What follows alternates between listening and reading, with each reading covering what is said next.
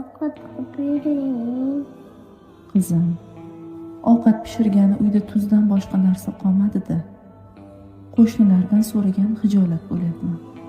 Chunki faqat biz so'raymiz. Ular bizdan hech narsa so'rashmaydi. Yaxshi keldingizmi? Rahmat.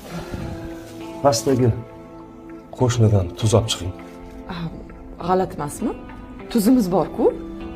G'alati emas. Xo'p deb olib chiqing. Xo'p. Mana olib chiqdim.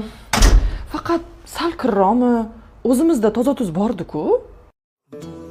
Zotan men bu tuzni ishlatishga so'ramadim. Shunchaki qo'shnichilikni yo'lga qo'ymoqchi bo'ldim xolos. O'ylab qarasam, qo'shnimizdan shu paytgacha hech narsa so'ramabmiz. Mana tuz so'radik. Endi qo'shnimiz bizdan biror nima so'ramoqchi bo'lsa, hijolat bo'lmasdan so'raydi. Endi bizdan so'ragani tilanchilik bo'lmaydi. Qo'shnichilik bo'ladi. Olib kelgan xarajatlarimni teng yarmini qo'shniga olib chiqib bering. Tuz bermang. Keyin qo'shnini bolasi bilan bizni bolamiz birga o'ynashadi.